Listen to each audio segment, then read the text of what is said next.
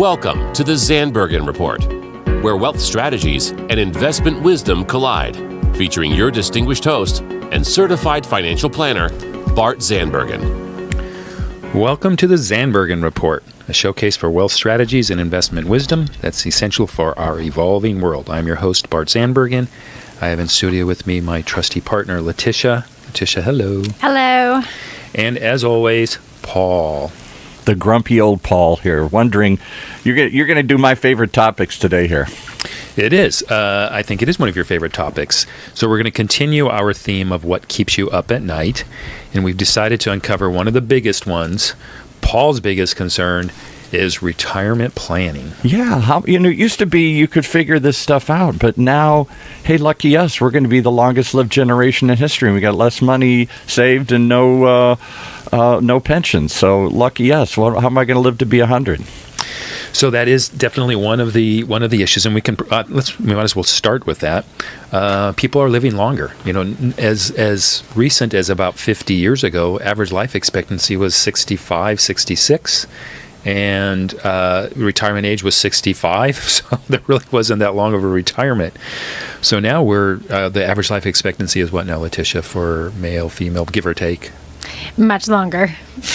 So we're in like the 85, 82 to 85, so it's significantly longer. But even though that's the expectancy, we always say we want to have people plan to their 90s 90 to 100. Yeah. Correct. And we have clients that are well into their 90s. Yeah. So incidentally, so you uncovered a little fun fact, and I have my own about how people live longer. So what's your fun fact, Letitia? Oh, that I found? Yeah. I don't know if it's true, though. I did read a study that said that people who have children, actually at least one child, live longer than people who have no children.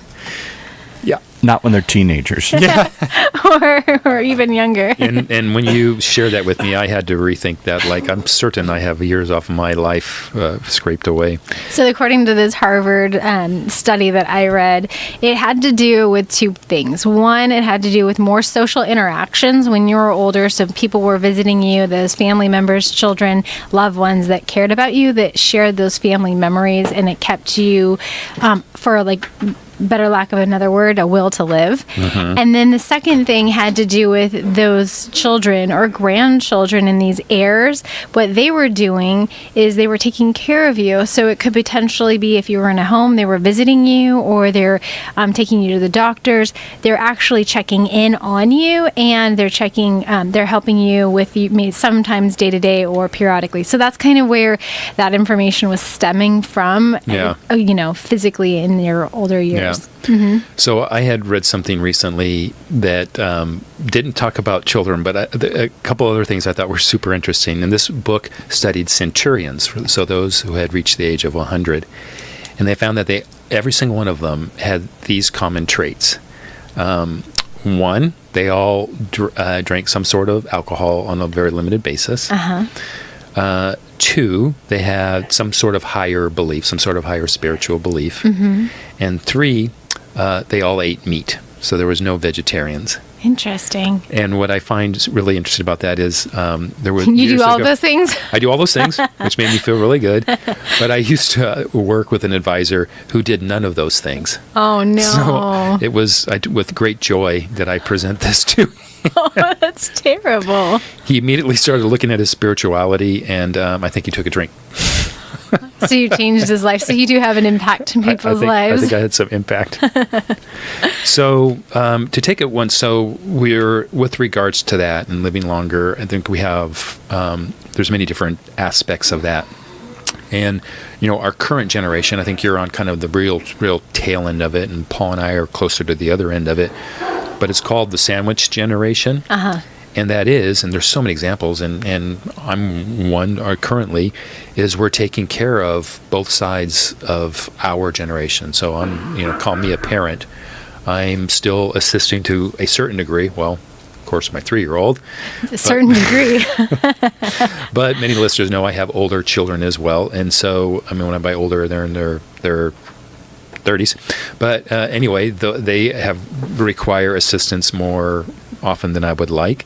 And then we have our parents. We have a segment that helps you get your kids out of the house, by the way. Yeah, so that one's Tune coming up into. soon.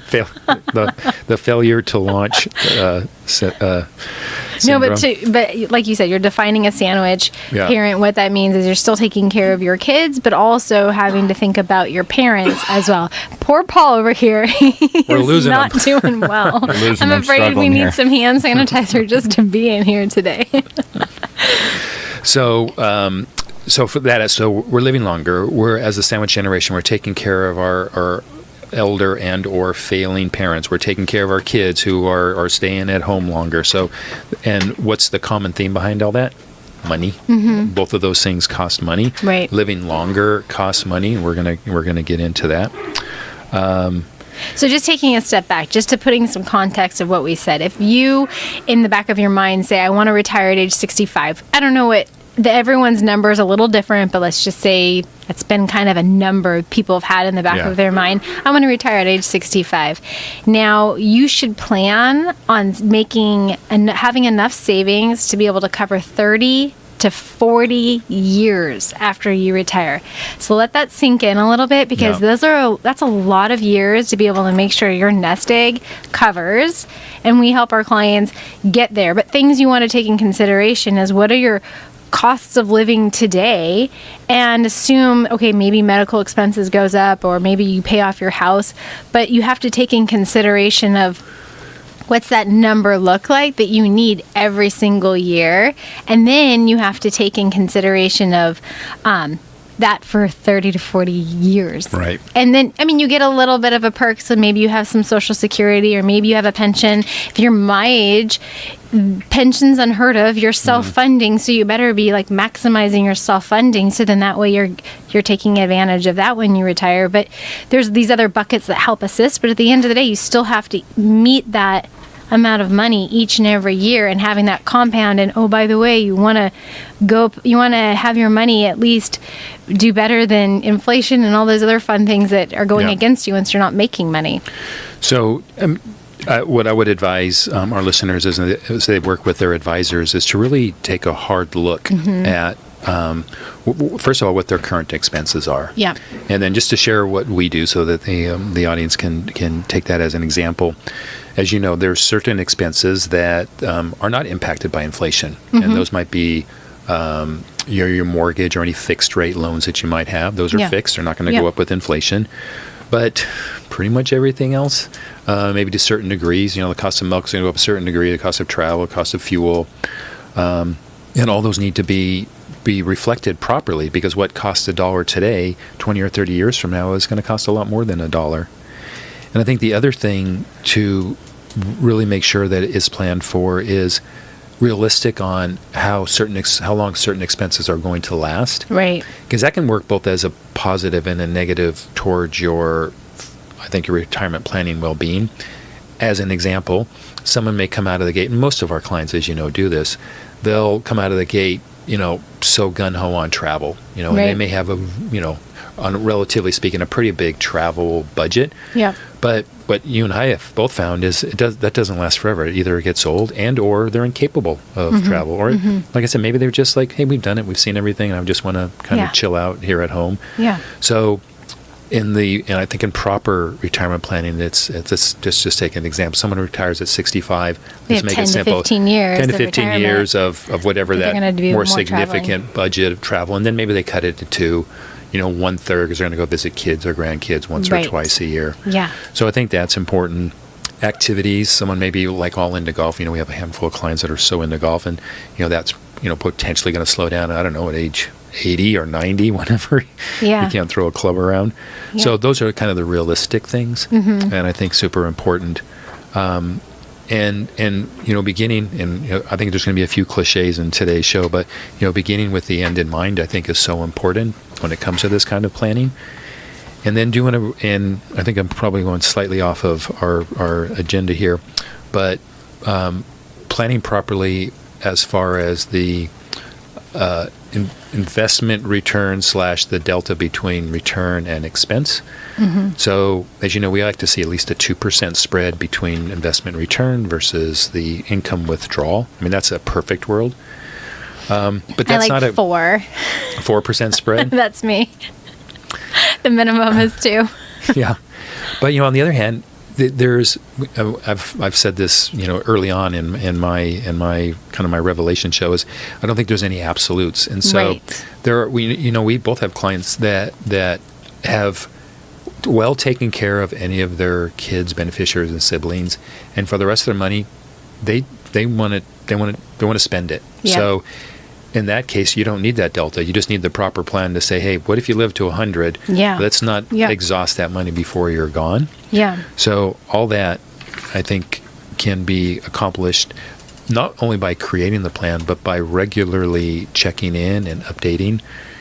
Depending on where someone is, could be, once a year if you're getting really close, pulling that trigger and becoming retired. But then, secondly, once you are retired, every couple of years just to check in and make sure that we're on track.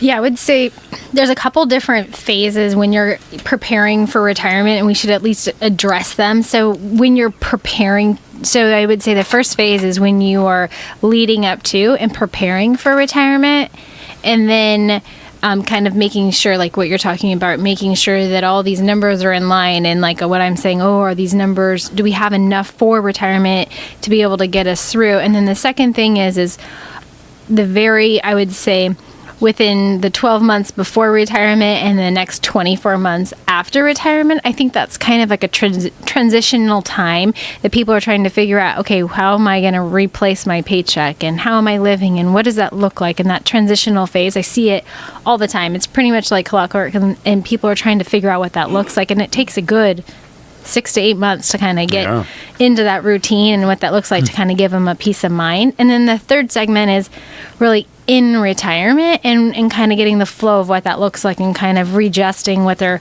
original maybe thoughts or fears were, and kind of saying, okay, this is good. Yeah. I'm happy. I'm comfortable now. How am I going to modify and tweak kind of what that looks like during retirement? Yeah. Okay. We're going to take a really quick break, and then we're going to cover a couple of the other things with regards to retirement planning. With more than 25 years of experience, Bart's comprehensive perspective has earned acclaim from clients across the globe. Gain access to lessons learned throughout Bart's career by following at Bart Zandbergen on Instagram. To learn more about Bart Zandbergen as an advisor, mentor, and public speaker, and for more information on Optivest Wealth Management, please visit www.bartzandbergen.com.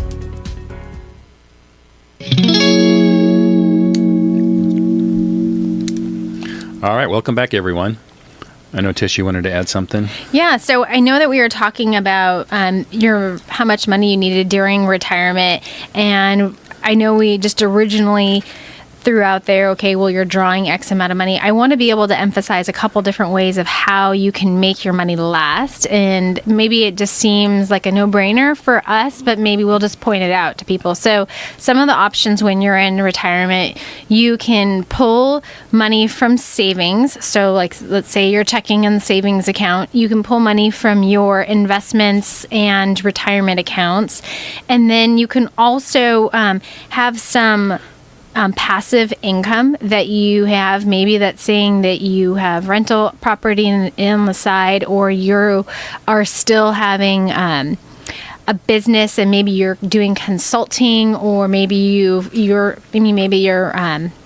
have a side business on the, that you've kind of stepped back as being the main person, but you're still kind of overseeing things, and you kind of come in every once in a while and oversee stuff, and you get some type of paycheck. Maybe you're the owner of the company. And those are kind of the different options you can draw from your money. So we've seen people do a combination of all of these, and it really just depends on how much money you need, but there's always options. And then there's people that create hobbies, and they turn them into a total side revenue income stream as well. So I've seen a lot of different options from our individual clients, but just to know, you don't want to just put all your money under the mattress, or just leave it all in checking or savings, or even when you are saying, okay, I want to retire now, I want to put all my money in bonds and I just want to earn just the income or the dividend from that, because the reality is you need to be able to, if you have say you're just retiring now and you're 65 and you have 30, 40 years to go, that money needs to be able to keep up with inflation. That money needs to be able to withstand the ups and the downs and the distributions that you're pulling from it. And you need to be able to take in consideration, if you're pulling money from a retirement account, you may have never paid taxes on that money. It's been deferred each and every year to help you with your taxes, but now is the time that you have to take in consideration. So you're pulling out more to cover the taxes. Maybe at the end of the day, the amount that gets deposited into your bank account is not as high as that. And I think that kind of circles back to the importance of the financial plan to really calculate out what each of these plans is worth and the income possibilities. Yeah. So I think that's totally true. Just knowing you have options out there, and that's great. And just don't be afraid to let your money work for you as well, at least part of it. Yep. All right. So next I want to go into really just personal health. And I know I've mentioned this on the show before, but there is, and I forget who says this, but the quote is that health is the ultimate wealth. And, we have seen people who have worked so hard to gain their wealth at the expense of their health. And in their latter years now are using all that wealth to try and regain their health. Yeah. And so I think this gets a little bit more philosophical, but I think there's, a balance should be in place, because that second component, the cost of health. So there is healthcare, and we don't have time to get into all the intricacies of Medicare and all that stuff, which maybe we can do on another show. But we find that there are some people who have just exorbitant amounts of medical expenses. I think some of which in part could have been eliminated or avoided just by having a better balanced life. So again, philosophical, but it is play a part in retirement planning. And I think this is a good time too to kind of redefine. So we're using the term retirement planning here now, and it's a very popular term. But one I know that you and I like to use is financial independence, because now we have our group of clients that are in their early 50s, and it's kind of fun for them to sometimes say that they're retired. But I think financial independence is a better definition, because should they decide to work, they can. Yeah. If they want to do something that is maybe well below what they were being paid before, they have the option to do so. And I think that's the key word, option. Yeah. If you don't want to work, great. If you want to take a couple years off, great. But that option to have that independence, I think, is key. I would say, going back to the health, Bart, I think that you're a great example of that, because as Paul over here is coughing nonstop, and I recently just got over the holiday cold that's gone around. Even in your own household, everyone's been sick, and somehow you've avoided it. And I think that, what people don't talk about is the discipline about what you do. You work out every single day, and you're constantly making sure that, you are taking care of your health. But because of that, you're never sick. I mean, I know your kids and your wife and people around you are, but you seem to avoid and dodge it every time. And I definitely think that taking care of your health is a big proponent of that. Well, thanks for saying that. I think at the end of the day, my mode has always been to lead by example. So I try not to preach. I just try to show, and I just think it's so important to have that balance. So, yeah. By the way, zero empathy for people being sick, because you're never sick. Yeah, that's a personal issue I got. No, that's too funny. But some other things that I think we wanted to chat about that affect them with the retirement, and you want to say something along the lines of the landscape of the taxes and the tax changes and how it's affecting people in retirement. Yeah, because I think that's an ever-moving target, right? We have what we have, and we can't control what's going to change. Tax rates change. Yep. The taxation or the rules behind Roth IRAs and IRAs, those tend to change. But I think at the end, it's something that we have to accommodate for, and every year we realize what we have to work with, and then I think a very common belief is that, hey, I'm retired, I'm going to be in a lot lower tax bracket. That's very common. I mean, how many Yep. people have we come in, hey, I'm going to be in a lower tax bracket? Well, here's the real definition. Your income defines your tax bracket, not whether you're actually working or not. So Right. earned income versus unearned income Right. make no difference. Correct. The only difference is capital gains, and that's maybe, again, another subject. So I say that if you and I have done a good job with our clients during their working years, they will not be in a lower tax bracket Right. because we're going to have an incredible a pot of gold, if you will, that's generating money, and then hopefully it's the same amount that they were making while they were working. Yeah. And so therefore they're in the same tax bracket. So Right. and that comes into play too, and that's where a little more sophisticated planning comes into place with, hey, do I do a Roth IRA, which is no deduction now and is tax-free in the future, or do a regular IRA or regular retirement accounts? So those are, I mean, that's all part of planning. But, the big takeaway is to make sure that that you realize that your tax bracket is based off of your income. And so if you were going to just be granular just for today, people are saying, okay, great, I understand moving target, taxes go up, taxes go down, taxes change. I don't know if they really always go down, but they change. So the Tax Act of 2017, a lot of things changed, but not a whole lot in regards to retirement and retirement planning. And there's one specific portion that did change, and that's the Roth Conversion recharacterization. And I know that's a lot to say. Bart, do you want to just explain quickly what it is? And it is a tool that people can use. Yeah. So a Roth conversion is actually taking money that you have in a traditional IRA or retirement account and then, quote unquote, converting it to a Roth. Which means you pay taxes that current year, but from that year forward, there will be no more taxes, not a penny taxes on what's left in that account. And you want to work with a CPA and your wealth manager at the same time when you're doing that. Correct, because it makes sense to do something like that. This is generally speaking. This is not advice. This is generally speaking when someone is having a lower tax bracket year. So maybe they're out of work for a partial year, or they didn't get the bonuses or commissions, or was pushed, or you're a business owner, you're able to control your income a little bit. Lower tax year, lower tax bracket. Yeah. That's the time you want to convert because you can pay the taxes in. Yeah. In previous years, earlier in the year, we could do it, and knowing that, hey, if something happened, client made a big commission at the end of the year or had a much better year, hey, you're way too high of a tax bracket, we don't want to convert as much or any of this. Yeah. Let's quote unquote recharacterize it back to the way it was. Well, the new tax laws have taken that away. Right.